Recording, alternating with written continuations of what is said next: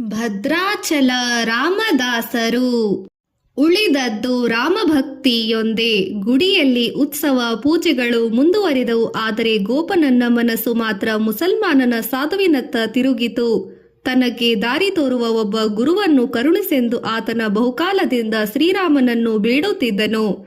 ಈ ಸಾಧುವನ್ನು ಶ್ರೀರಾಮನೇ ತನಗೆ ಬಳಿಗೆ ಕಳಿಸಿರಬಹುದೆಂದು ಆತನು ಭಾವಿಸಿದ್ದನು. ಆದ್ದರಿಂದ ಆತನು ಆ ಸಾಧುವಿನ ಪಾದಗಳನ್ನು ಗಟ್ಟಿಯಾಗಿ ಹಿಡಿದುಕೊಂಡು, ನೀನಾರು ಮಹಾತ್ಮ, ನನ್ನನ್ನು ಕೈ ಹಿಡಿದು ಕಾಪಾಡು ಎಂದು ಬೇಡಿಕೊಂಡನು. ಸಾಧು ಆತನ ಕೈ ಹಿಡಿದು ಗುಡಿಯಲ್ಲಿ ಹೊರಕ್ಕೆ ಬಂದನು. ಅವರಿಬ್ಬರು ಅಲ್ಲಿಂದ ನಡೆದು ಯಾರೂ ಇಲ್ಲದ ಒಂದು ಸ್ಥಳಕ್ಕೆ ಬಂದರು. ಅಲ್ಲಿ ಆ ಸಾಧುವು, ಮಗು, ನಾನು ರಾಮಭಕ್ತ ಕಬೀರ. ನಿನ್ನ ರಾಮಭಕ್ತಿಯನ್ನು ಕೇಳಿ ನಿನ್ನನ್ನು ನೋಡುವುದಕ್ಕಾಗಿ ಬಂದೆ. ನಿನ್ನ ಭಕ್ತಿ ನಿಷ್ಠೆ ವಿನಯಗಳನ್ನು ಕಂಡು ಸಂತೋಷವಾಯಿತು. ಶ್ರೀರಾಮನಾಮದ ಮಂತ್ರವನ್ನು ನಿನಗೆ ಉಪದೇಶ ಮಾಡುತ್ತೇನೆ. ಅದನ್ನು ಜಪಿಸುತ್ತಾ ಹೋಗು. ಇದರಿಂದ ನೀನು ಉದ್ಧಾರವಾಗುತ್ತಿ, ಲೋಕವನ್ನು ಉದ್ಧಾರ ಮಾಡುತ್ತಿ ಎಂದು ಹೇಳಿ ಆ ಮಂತ್ರವನ್ನು ಉಪದೇಶಿಸಿದನು. ಆಮೇಲೆ ಆತನ ತಲೆಯ ಮೇಲೆ ಕೈಯಿಟ್ಟು ಹರಸಿ ಅಲ್ಲಿಂದ ಹೊರಟು ಹೋದನು. ಕಬೀರನಿಂದ ಉಪದೇಶವನ್ನು ಪಡೆದ ಮೇಲೆ ಗೋಪನನ್ನನ ನಡವಳಿಕೆ ಸಂಪೂರ್ಣವಾಗಿ ಬದಲಾಯಿಸಿತು. ಜನರ ಮಧ್ಯದಲ್ಲಿ ಯಾವಾಗಲೂ ನಕ್ಕು ನಲಿಯುತ್ತಾ ಓಡಾಡುತ್ತಿದ್ದವನು ಈಗ ಜನರಿಂದ ಸದಾ ದೂರವಾಗಿರಲು ಪ್ರಾರಂಭಿಸಿದನು. ಜನರೊಡನೆ ಮಾತಿಲ್ಲ, ಕತೆಯಿಲ್ಲ, ನಿಂತಲ್ಲಿ ಕೂತಲ್ಲಿ ಜಪ. ಆತನ ಕಣ್ಣು ತೆರೆದಿದ್ದರೂ ಎಲ್ಲನ್ನೂ ನೋಡುತ್ತಿದ್ದರೂ, ನೋಡುವುದಾಗಲಿ ಕಿವಿಯಲ್ಲಿ ಇತರರ ಮಾತು ಕೇಳಿಸುವುದಾಗಲಿ, ಒಮ್ಮೊಮ್ಮೆ ಕಾರಣವಿಲ್ಲದೆ ನಗುವನು, ಮತ್ತೊಮ್ಮೆ ಕಾರಣವಿಲ್ಲದೆ ಅಳುವನು. ಆತನಿಗೆ ಹಸಿವೆ ಕಾಣದು, ಬಾಯಾರಿಕೆ ಕಾಣದು. ಬಲವಂತವಾಗಿ ಯಾರಾದರೂ ಆತನನ್ನು ಹಿಡಿದು ಊಟವನ್ನು ಮಾಡಿಸಬೇಕು. ತನ್ನ ಮನೆಗೆ ಹೋದರೆ ಹೋದ, ಇಲ್ಲದಿದ್ದರೆ ಇಲ್ಲ. ಮರದ ಕೆಳಗೆ ಕಂಡವರು ಮನೆಯ ಬಾಗಿಲಲ್ಲಿಯೂ ಮಲಗುವನು. ಆತನ ಬಟ್ಟೆಗಳು ಬಾಸಿದವು, ತಲೆ ಕೆದರಿದವು. ನೋಡುವವರಿಗೆ ಆತನು ಹುಚ್ಚನಂತೆ ಕಾಣಿಸುತ್ತಿದ್ದ.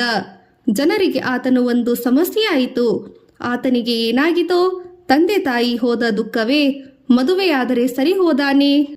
ದೇವರು ತನ್ನ ಭಕ್ತರ ಐಶ್ವರ್ಯವನ್ನೆಲ್ಲ ಕಿತ್ತುಕೊಳ್ಳುತ್ತಾನಂತೆ. ಗೋಪನ್ನನಿಗೆ ಬಹುಬೇಗ ಇದರ ಅನುಭವವಾಯಿತು. ದೇಶದಲ್ಲಿ ಬರ ಬಂದಿತು. ಜನರು ಹೊಟ್ಟೆಗಿಲ್ಲದೆ ಸಂಕಟ ಪಡುತ್ತಿದ್ದರು. ಗೋಪನ್ನನಿಗೆ ಇದನ್ನು ನೋಡಿ ಸುಮ್ಮನಿರಲು ಆಗಲಿಲ್ಲ. ಕೇಳಿದವರಿಗೆ ಕೇಳಿದ್ದನ್ನು ಕೊಟ್ಟದ್ದರಿಂದ ಆತನ ಮನೆ ಬರಿದಾಯಿತು. ಕೆಲವು ಮೋಸಗಾರರು ಆತನ ಹೊಲ ಗದ್ದೆಗಳನ್ನೆಲ್ಲ ತಮ್ಮದಾಗಿಸಿ ಮಾಡಿಕೊಂಡರು. ಗೋಪನ್ನ ಎಲ್ಲವನ್ನು ಕಳೆದುಕೊಂಡು ಭಿಕಾರಿಯಾದ. ಆತನಿಗೆ ಉಳಿದದ್ದು ರಾಮಭಕ್ತಿಯೊಂದೇ. ಇದನ್ನು ಕಂಡು ಊರಿನ ಜನ ತುಂಬಾ ಮರುಗಿದರು. ಸೋದರ ಮಾವಂದಿರ ವಾತ್ಸಲ್ಯ. ಗೋಪನ್ನನಿಗೆ ಇಬ್ಬರು ಸೋದರ ಮಾವಂದಿರಿದ್ದರು. ಅವರ ಹೆಸರು ಅಕ್ಕನ್ನ, ಮಾದನ್ನ ಎಂದು. ಅವರು ಗೋಲ್ಕಂಡದ ನವಾಬ್ನಲ್ಲಿ ಮಂತ್ರಿಗಳಾಗಿದ್ದರು. ಅವರಿಗೆ ಗೋಪನ್ನ ದಿಕ್ಕಿಲ್ಲದವನಂತೆ ಅಲಿಯುತ್ತಿರುವುದು ತಿಳಿಯಿತು. ಅದನ್ನು ಕೇಳಿ ಅವರಿಗೆ ಬಲು ಸಂಕಟವಾಯಿತು. ಆತನನ್ನು ಗೋಲ್ಕಂಡಕ್ಕೆ ಕರೆಸಿಕೊಂಡರು. ಸೋದರಳಿಯನ ದುಸ್ಥಿತಿಯನ್ನು ಕಂಡ ಅಕ್ಕನ್ನ, ಮಾದನ್ನರು ಕಣ್ಣೀರು ಸುರಿಸುತ್ತಾ, ಮಗು, ನೀನು ಎಷ್ಟು ಬಡವಾಗಿರುವಿ. ನಾವು ಬದುಕಿರುವಾಗ ನಿನಗೆ ಇಷ್ಟು ಕಷ್ಟವೇ? ಇನ್ನು ಮುಂದೆ ನೀನು ಎಲ್ಲಿಯೂ ಹೋಗಬೇಡ, ಇಲ್ಲಿಯೇ ಇರು. ನಿನ್ನ ವಂಶಕ್ಕೆ ಇರುವವನು ನೀನೊಬ್ಬನೇ. ನಿನ್ನಿಂದ ನಿನ್ನ ವಂಶ ಬೆಳೆಯಬೇಕು ಎಂದು ಹೇಳಿದರು. ಗೋಪನ್ನ ಹಾಗೆಯೇ ಆಗಲಿ ಎಂದು ಅವರ ಮನೆಯಲ್ಲಿಯೇ ನಿಂತನು. ಮಾವಂದಿರ ಮನೆಯಲ್ಲಿ ಗೋಪನ್ನ ಹೊಸ ಮನುಷ್ಯನಾದನು. ಅಲ್ಲಿನ ಆದರ ಉಪಚಾರಗಳಿಂದ ಆತನಲ್ಲಿ ಲವಲವಿಕೆ ಹುಟ್ಟಿತು. ಮೊದಲೇ ಸುಂದರನಾಗಿದ್ದ ಆತ ಈಗ ಪ್ರಾಯಕ್ಕೆ ಕಾಲುಡುತ್ತದರಿಂದ ಮತ್ತಷ್ಟು ಸುಂದರನಾಗಿ ಕಾಣಿಸಿದ. ಆತನ ವಿದ್ಯೆ, ವಿನಯ, ದೈವಭಕ್ತಿಗಳನ್ನು ಕಂಡು ಸೋದರ ಮಾವಂದಿರು ಇಬ್ಬರು ಹಿರಿ ಹಿಗ್ಗಿದರು. ಮಾದನ್ನನಿಗೆ ಮದುವೆಯ ವಯಸ್ಸಿನ ಮಗಳೊಬ್ಬಳಿದ್ದಳು. ಆತನು ಆಕೆಯ ಗೋಪನ್ನನಿಗೆ ಕೊಟ್ಟು ಮದುವೆ ಮಾಡಿದನು. ತಮ್ಮ ನವಾಬನಿಗೆ ಹೇಳಿ ಗೋಪನ್ನನಿಗೆ ಒಂದು ಒಳ್ಳೆಯ ನೌಕರಿಯನ್ನು ಕೊಡಿಸಬೇಕೆಂದು ಮಾದನ್ನ ಅಕ್ಕನ್ನ ನಿಶ್ಚಯಿಸಿದರು. ನವಾಬರ ಅಧಿಕಾರಿ ಗೋಲ್ಕಂಡ ರಾಜ್ಯದ ಆಗ ಅಬೂಬ್ ಹಸದ್ ಕುತುಬ್ ಶಾಹಿ ಎಂಬ ಹೆಸರಿನ ನವಾಬನು ರಾಜ್ಯಭಾರ ಮಾಡುತ್ತಿದ್ದನು. ಜನರು ಆತನನ್ನು ತಾನಿಷಾ ಎಂದು ಕರೆಯುತ್ತಿದ್ದರು. ತಾನಿಷಾ ಎಂದರೆ ಒಳ್ಳೆಯ ರಾಜ ಎಂದು ಅರ್ಥ. ಆ ಹೆಸರಿಗೆ ತಕ್ಕಂತೆ ಆತನು ಬಲು ಒಳ್ಳೆಯ ರಾಜನಾಗಿದ್ದನು. ಅಕ್ಕನ್ನ, ಮಾದನ್ನರು ಗೋಪನ್ನನನ್ನು ಆತನ ಬಳಿಗೆ ಕರೆದುಕೊಂಡು ಹೋದರು. ಆತನು ಮಾದನ್ನನ ಅಳಿಯನೆಂಬುದನ್ನು ಕೇಳಿ ತಾನಿಷನಿಗೆ ಸಂತೋಷವಾಯಿತು. ಅಳಿಯನಿಗೆ ಒಂದು ಉದ್ಯೋಗವನ್ನು ಕೊಟ್ಟು ಕಾಪಾಡಬೇಕೆಂದು ಅವರು ಆತನನ್ನು ಬೇಡಿದರು. ಆಗ ತಾನಿಷನು, ಮಂತ್ರಿಗಳೇ, ನೀವು ನಮ್ಮವರು, ಆದ್ದರಿಂದ ನಿಮ್ಮ ಅಳಿಯನು ನಮ್ಮವನು. ಇಲ್ಲಿ ಉದ್ಯೋಗಕ್ಕೆ ಅವಕಾಶವಿದ್ದರೆ ಅಲ್ಲಿ ಆತನನ್ನು ನೇಮಿಸಿಬಿಡಿ ಎಂದನು. ಒಡೆಯನಿಗೆ ಗೋಪಣ್ಣನ ಖಮ್ಮಮ್ಮನ್ನು ಜಿಲ್ಲೆಯ ಒಂದು ಮುಖ್ಯ ಕಾರ್ಯಾಲಯಕ್ಕೆ ಒಂದು ಸಣ್ಣ ಅಧಿಕಾರಿಯಾಗಿ ನೇಮಿಸಲಾಯಿತು. ತಾನೀಶನು ಆತನನ್ನು ಕುರಿತು, ಗೋಪಣ್ಣ, ನಿನ್ನ ಕೆಲಸದಲ್ಲಿ ಜಾಗರೂಕವಾಗಿರು, ನಿನಗೂ ನಿನ್ನ ಮಾವಂದಿರಿಗೂ ಕೀರ್ತಿ ಬರುವಂತೆ ನಡೆದುಕೋ ಎಂದು ನಮಗೆ ಸಂತೋಷವಾಗುತ್ತದೆ ಎಂದನು. ಗೋಪಣ್ಣನಿಗೆ ಆ ವೇಳೆಗಾಗಲೇ ಒಂದು ಮಗುವಾಗಿತ್ತು. ಅದನ್ನು ತನ್ನ ಇಷ್ಟ ದೈವದ ಹೆಸರಿನ ರಘುರಾಮ ಎಂದು ಕರೆದನು. ಹೆಂಡತಿ ಮತ್ತು ಮಗನೊಡನೆ ಮಾವನ ಮನೆಯಲ್ಲಿ ಉದ್ಯೋಗವಿಲ್ಲದೆ ಕುಳಿತು ತಿನ್ನುವುದು ಆತನಿಗೆ ಬೇಸರವಾಗಿತ್ತು. ಶ್ರೀರಾಮಚಂದ್ರನ ದಯೆಯಿಂದ ಉದ್ಯೋಗ ದೊರೆಯಲು ಆತನು ಹೆಂಡತಿ ಮತ್ತು ಮಗುವಿನೊಡನೆ ಖಮ್మంಗೆ ಹೊರಟನು. ಅಲ್ಲಿ ಕೆಲವು ಕಾಲ ಕಳೆಯಿತು. ಗೋಪಣ್ಣನು ಪ್ರಾಮಾಣಿಕನಾಗಿ ದಕ್ಷತೆಯಿಂದ ಕೆಲಸ ಮಾಡುತ್ತಿದ್ದನು. ಅದನ್ನು ಕಂಡು ಮೆಚ್ಚಿದ ತಾನೀಶನು ಆತನನ್ನು ಹಸನಾಬಾದ್ ಎಂಬ ಪರಗಣೆಯ ಮುಖ್ಯಾಧಿಕಾರಿಯಾಗಿ ನೇಮಿಸಿದನು. ಆ ಪರಗಣೆಗೆ ಮಾಲ್ಚಂಡ, ಪೃಂಗುಪಾಡು, ಭದ್ರಾಚಲ ಎಂಬ 3 ತಾಲೂಕುಗಳು ಸೇರಿಸಿದ್ದವು. ಪಾಲ್ವಂಚವ್ ಮುಖ್ಯಗಳ ಮುಖ್ಯ ಸ್ಥಳ. ಗೋಪಣ್ಣನು ಅಲ್ಲಿಗೆ ಹೋಗಿ ತನ್ನ ಸಂಸಾರವನ್ನು ಹೂಡಿದನು. ಹಸ್ನಾಬಾದ್ ಪರಗಣೆಯಲ್ಲಿ ಕಂದಾಯ ಬಹಳವಾಗಿ ಬಾಗಿ ಬಿದ್ದಿತು. ಅದನ್ನು ವಸೂಲು ಮಾಡುವ ಹೊಣೆ ಗೋಪಣ್ಣನ ಮೇಲೆ ಬಿತ್ತು. ಇದು ಬಹು ಕಷ್ಟಕರವಾದ ಕೆಲಸವಾಗಿತ್ತು. ಆದರೆ ಗೋಪಣ್ಣ ದೇವರ ಮೇಲೆ ಭಾರ ಹಾಕಿ ತನ್ನ ಕೆಲಸಕ್ಕೆ ಕೈ ಹಾಕಿದನು. ಆತನು ದಯಾಳುವಾಗಿದ್ದನು. ಆತನ ಒಳ್ಳೆಯತನವನ್ನು ಕಂಡು ಜನರು ಕರಗಿ ಹೋದರು. ಆ ಪರಗಣೆಯಿಂದ ಬರಬೇಕಿದ್ದ ಕಂದಾಯ ಸುಲಭವಾಗಿ ವಸೂಲಿಯಾಯಿತು. ಆದ್ದರಿಂದ ಗೋಪಣ್ಣ ತನ್ನ ಮನಸ್ಸನ್ನು ಶ್ರೀರಾಮಚಂದ್ರನ ಕಡೆಗೆ ತಿರುಗಿಸಿದನು. ದಿನದ ಬಹುಕಾಲವನ್ನು ರಾಮಭಜನೆ, ಪೂಜೆಗಳಲ್ಲಿ ಕಳೆಯುತ್ತಿದ್ದನು. ದೇವರ ಹೆಸರಿನಲ್ಲಿ ಅನ್ನದಾನವು ನಿರಂತರವಾಗಿ ನಡೆಯುತ್ತಿತ್ತು. ಇದನ್ನು ಕೇಳಿದ ಜನ ಗುಂಪು ಗುಂಪಾಗಿ ಆತನ ಮನೆಗೆ ಬರುತ್ತಿದ್ದರು. ಭದ್ರಾಚಲಕ್ಕೆ ಗೋಪಣ್ಣ ಒಮ್ಮೆ ಭದ್ರಾಚಲಕ್ಕೆ ಹೋದನು. ದಮ್ಮಕ್ಕ ಪಾಲ್ವಂಚಕ್ಕಿ ಹೋಗಿ ಆತನನ್ನು ಕಂಡಳು. ಅವಳಿಂದ ಭದ್ರಗಿರಿಯ ಸೀತಾರಾಮ ಲಕ್ಷ್ಮಣರ ವಿಗ್ರಹಗಳ ಕಥೆಯನ್ನು ಕೇಳಿ ಗೋಪಣ್ಣ ಅಲ್ಲಿಗೆ ಹೋದ ಎಂದು ಹೇಳುತ್ತಾರೆ. ಅಂತೂ ಅವನು ಭದ್ರಾಚಲಕ್ಕೆ ಹೋದ. ಅಲ್ಲಿನ ವಿಗ್ರಹಗಳನ್ನು ಕಾಣುತ್ತಲೇ ಆತನ ಭಕ್ತಿ ಉಕ್ಕಿತು.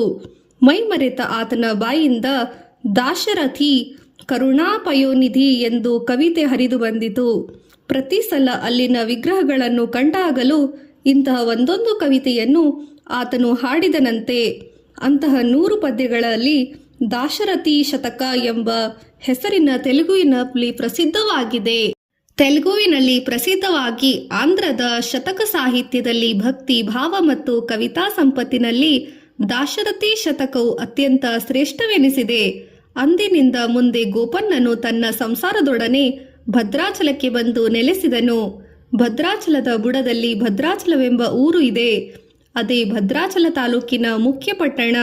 ಅಲ್ಲಿಗೆ ಬಂದ ಗೋಪಣ್ಣ ಪರ್ವತದ ಮೇಲಿದ್ದ ಶ್ರೀರಾಮಚಂದ್ರನ ಮೂರ್ತಿಯನ್ನು ತನ್ನ ಮನೆಗೆ ದೇವರಾಗಿ ಭಾವಿಸಿದ. ಅಲ್ಲಿನ ರಾಮದೇವರಿಗೆ 4 ಕೈಗಳಿವೆ. ಆತನ ಬಲಗೈಯಲ್ಲಿ ಶಂಖವಿದೆ, ಎಡಗೈಯಲ್ಲಿ ಚಕ್ರವಿದೆ. ಆತನು ರಾಕ್ಷಸರನ್ನು ಸಂಹಾರ ಮಾಡುವ ಕಾರ್ಯವನ್ನು ಮುಗಿಸಿರುವನಂತೆ ಇದರ ಅರ್ಥ. ಅದರಂತೆ ಅಲ್ಲಿನ ರಾಮನನ್ನು ವೈಕುಂಠರಾಮ, ರಾಮನಾರಾಯಣ ಎಂಬ ಹೆಸರುಗಳಿಂದ ಕರೆಯುತ್ತಾರೆ. ಈ ರಾಮಮೂರ್ತಿಯನ್ನು ಗೋಪಣ್ಣ ದಿನದಿನವೂ ಪೂಜಿಸುತ್ತಾ ಹೋದಂತೆ ಆತನ ಭಕ್ತಿಯು ಬೆಳೆಯುತ್ತಾ ಹೋಯಿತು. ಎಂದಿನಂತೆ ಆತನ ಅನ್ನದಾನವು ತಡೆಯದೆ ನಡೆಯುತ್ತಿತ್ತು. ರಾಮದಾಸ ಗೋಪಣ್ಣನ ಹೆಂಡತಿ ಗಂಡನಿಗೆ ತಕ್ಕವಳು. ಆತನ ಕಾರ್ಯದಲ್ಲಿ ಆಕೆ ಸದಾ ಅನುಕೂಲಳಾಗಿ ಇರುತ್ತಿದ್ದಳು. ಆಕೆ ಇಂತಹ ಮಹಾನುಭಾವಳು ಎಂಬುದಕ್ಕೆ ಲೋಕಕ್ಕೆ ತೋರಿಸುವಂತೆ ಒಂದು ಸಂಗತಿ ಒಮ್ಮೆ ನಡೆಯಿತು. ಒಂದು ದಿನ ಮಧ್ಯಾಹ್ನ ಎಂದಿನಂತೆ ಗೋಪಣ್ಣನ ಮನೆಯಲ್ಲಿ 100 ಜನ ಭಕ್ತರು ಊಟಕ್ಕೆ ಕುಳಿತಿದ್ದರು. ಗೋಪಣ್ಣನು ಅವರನ್ನು ಆದರಿಸಿ ಉಪಚರಿಸುತ್ತಾ ಇದ್ದನು. ಒಳಮನೆಯಲ್ಲಿ ಆತನ ಹೆಂಡತಿ ತಾಂಬೂಲವನ್ನು ಸಿದ್ಧಪಡಿಸುತ್ತಾ ಕುಳಿತಿದ್ದಳು. ಮಗು ರಘುರಾಮನು ಓಡಾಡುತ್ತಾ ಬಂದನು. ಎಡವಿ ಗುಂಡಿಯಲ್ಲಿ ಬಿದ್ದು ಒಡನೆ ಸತ್ತು ಹೋದನು. ಇದನ್ನು ನೋಡಿದ ಆಕೆ ಏನು ಮಾಡಬೇಕು? ಮಗುವನ್ನು ಮೇಲಕ್ಕೆತ್ತಿ ಚಾಪೆಯ ಮೇಲೆ ಮಲಗಿಸಿದಳು. ಅದರ ಮೇಲೆ ಒಂದು ಬುಟ್ಟಿಯನ್ನು ಹೊದಿಸಿದಳು. ಆಕೆಗೆ ತಡೆಯಲಾರದಷ್ಟು ಸಂಕಟವಾಯಿತು. ಆದರೂ ಗಟ್ಟಿಯಾಗಿ ಅಳಲಿಲ್ಲ. ಸುದ್ದಿ ತಿಳಿದರೆ ಊಟ ಮಾಡುವವರು ತಮ್ಮ ಊಟವನ್ನು ನಿಲ್ಲಿಸುತ್ತಾರೆ. ಆದ್ದರಿಂದ ಆಕೆ ಆಗ ಸುಮ್ಮನಿದ್ದು ಎಲ್ಲರ ಊಟವಾದ ಮೇಲೆ ಗೋಪಣ್ಣನನ್ನು ಮುಂದೆ ಗುಟ್ಟಾಗಿ ಅದನ್ನು ತಿಳಿಸಿದಳು. ಮಗನ ಸಾವಿಗಾಗಿ ಗೋಪಣ್ಣ ಅಳಲಿಲ್ಲ. ತನ್ನ ಹೆಂಡತಿಯ ದೊಡ್ಡ ಗುಣಕ್ಕಾಗಿ ಸಂತೋಷಗೊಂಡನು. ಆತನು ಸತ್ತ ಮಗನನ್ನು ಎತ್ತಿಕೊಂಡು ಶ್ರೀರಾಮಚಂದ್ರನ ಪಾದಗಳ ಬಳಿ ಇಟ್ಟು, ಕೋದಂಡರಾಮ, ಏ ಬುದ್ಧಿ ಬಿಡು, ಎರಗು ನೀಡುವ ಪಾಪ ಬಿಡು, ಬಡಲಿಯಾಡು ಪಾಪನಿಚಾಡು, ಪ್ರಗಲ್ಚಲ ಪ್ರಜ್ವಲ ಗಲ್ಪಿ, ಆಪದ ಪಾಪಿ ಅಟ್ಟು ಪ್ರೇಮ ಚಾಪು. ಹೇ ಸ್ವಾಮಿ, ಇವನು ತಿಳಿಯದ ಎಳೆಯ ಮಗು ಬಳಲಿದ್ದಾನೆ. ಈ ಮಗುವನ್ನು ಎಬ್ಬಿಸಿ ಆಪತ್ತನ್ನು ಹೋಗಲಾಡಿಸು. ಅಂತಹ ಪ್ರೇಮವನ್ನು ತೋರು ಎಂದು ಬೇಡಿಕೊಂಡನು. ಶ್ರೀರಾಮನ ತೀರ್ಥವನ್ನು ಮಗುವಿನ ಮೇಲೆ ಚುಮುಕಿಸಿದನು. ಒಡನೆಯೇ ಮಗು ಮೇಲಕ್ಕೆದ್ದಿತು. ಇದನ್ನು ಕಂಡ ಜನ ಗೋಪಣ್ಣನ ಭಕ್ತಿಯನ್ನು ಬಾಯ್ತುಂಬ ಹೊಗಳಿದರು. ಗೋಪಣ್ಣನಿಗೆ ಅಲ್ಲಿನ ವಿಗ್ರಹ ಬರಿಯ ಕಲ್ಲಾಗಿರದೆ ಸಜೀವವಾದ ದೇವಮೂರ್ತಿಯಾಗಿ ಕಾಣಿಸುತ್ತಿತ್ತು. ರಾಮನ ಭಕ್ತ ಗೋಪಣ್ಣನ ರಾಮದಾಸರು ಇನ್ನು ಮುಂದೆ ಅವರನ್ನು ರಾಮದಾಸರು ಎಂದು ಕರೆಯತೊಡಗಿದರು. ಶ್ರೀರಾಮನಿಗೆ ದೇವಾಲಯ. ರಾಮದಾಸರು ಸೀತಾರಾಮ ಲಕ್ಷ್ಮಣರ ವಿಗ್ರಹಗಳತ್ತ ನೋಡಿದರು. ಅವರ ಮನಸ್ಸಿನಲ್ಲಿ ಇಲ್ಲಿ ಈ ಮೂವರು ನೆಲೆಸಿದ್ದಾರೆ. ಇವರಿಗೆ ಒಂದಾದರೂ ಒಡವೆ ಇಲ್ಲ, ಧರಿಸುವ ಪಟ್ಟೆ ವಸ್ತ್ರಗಳಿಲ್ಲ. ಇವರು ನೆಲೆಸಿರುವ ಸರಿಯಾಗಿ ಒಂದು ದೇವಾಲಯವಿಲ್ಲ. ಲೋಕಕ್ಕೆಲ್ಲ ಸ್ವಾಮಿಯಾದ ಶ್ರೀರಾಮಚಂದ್ರನು ದಿಕ್ಕಿಲ್ಲ ದವನದಂತೆ ಗುಡಿಸಲಲ್ಲಿ ಇರಬೇಕೆ? ನನಗೆ ಈ ದೇವನು ಇಷ್ಟು ದೊಡ್ಡ ಅಧಿಕಾರವನ್ನು ಕೊಟ್ಟಿದ್ದಾನೆ. ನಾನೇಕೆ ಈ ಕೊರತೆಗಳನ್ನೆಲ್ಲ ಹೋಗಲಾಡಿಸಬಾರದು ಎಂಬ ಭಾವನೆ ಹುಟ್ಟಿತು. ಅದಕ್ಕೆ ತಕ್ಕ ಹಣ ಎಲ್ಲಿಂದ ತರುವುದು? ರಾಮದಾಸರು ಇದನ್ನು ಆದಾಯವನ್ನೆಲ್ಲ ಅನ್ನದಾನಕ್ಕೆ ವೆಚ್ಚ ಮಾಡುತ್ತಿದ್ದರು. ಅವರ ಕೈ ಯಾವಾಗಲೂ ಬರಿದು. ಗುಡಿಯನ್ನು ಕಟ್ಟಿಸುವುದೆಂದರೆ ಹುಡುಗಾಟವೇ? ರಾಮದಾಸರಿಗೆ ತಟ್ಟನೆ ಒಂದು ಉಪಾಯ ಹೊಳೆಯಿತು. ಭದ್ರಾಚಲ ತಾಲೂಕಿನಲ್ಲಿ ಕಂದಾಯು ಆಗತಾನೇ ವಸೂಲಾಗಿತ್ತು. 6 ಲಕ್ಷ ರೂಪಾಯಿ ಖಜಾನೆಯಲ್ಲಿ ಕುಳಿತಿತ್ತು. ಅದನ್ನು ಬಳಸಿಕೊಂಡರೆ ಹೇಗೆ? ಅದು ರಾಜನ ಹಣ. ಅದರೇನು? ಅದನ್ನು ಸಲ್ಲಿಸಬೇಕಾದ ದಿನ ನೋಡಿಕೊಳ್ಳುವುದು ಎಂದು ಅವರು ಆ ಹಣವನ್ನು ಬಳಸಿಕೊಂಡು ನಿಶ್ಚಯಿಸಿದರು. ತಾವು ಮಾಡುತ್ತಿರುವುದು ಧರ್ಮದ ಕೆಲಸ, ದೇವರು ಕಾಪಾಡುತ್ತಾನೆ ಎಂದು ಧೈರ್ಯವನ್ನು ತಂದುಕೊಟ್ಟರು. ಶ್ರೀರಾಮ ನೀನೇ ಗತಿ ಎಂದು ಹೇಳಿ ಕಟ್ಟಡವನ್ನು ಕಟ್ಟಿಸಲು ಪ್ರಾರಂಭಿಸಿದರು. ರಾಮದಾಸರು ಭವ್ಯವಾದ ರಾಮ ಮಂದಿರವನ್ನು ಕಟ್ಟುವುದಕ್ಕಾಗಿ ದೇಶದ ಬೇರೆ ಬೇರೆ ಕಡೆಗಳಿಂದ ನೂರಾರು ಮಂದಿ ಒಳ್ಳೆಯ ಶಿಲ್ಪಿಗಳನ್ನು ಕರೆಸಿದರು. ಸಾವಿರಾರು ಜನ ಆಳುಗಳು ಅವರ ಕೈ ಕೆಳಗೆ ಕೆಲಸ ಮಾಡುತ್ತ ನೇಮಕವಾದರು. ಕಟ್ಟಡಕ್ಕೆ ಅಗತ್ಯವಾದ ಸಾಮಾನುಗಳನ್ನು ರಾಶಿ ರಾಶಿಯಾಗಿ ಬಂದು ಬಿದ್ದವು. ಜನರು ಹಗಲು ರಾತ್ರಿ ಎಂದು ನೋಡದೆ ಉತ್ಸಾಹದಿಂದ ಕೆಲಸಕ್ಕೆ ತೊಡಗಿದರು. ಗರ್ಭಗುಡಿ, ಗೋಪುರ, ಕೈಸಾಲಿ, ಮೇಲ್ಕಟ್ಟು, ಮಂಟಪ, ರಥ, ಕೊಳ, ಪ್ರಾಕಾರ ಎಲ್ಲವನ್ನು ಅತ್ಯಂತವಾಗಿ ಸುಂದರವಾಗಿ ಭವ್ಯವಾಗಿ ಕಲಾಮಯವಾಗಿ ಕಟ್ಟಿಸಿದರು.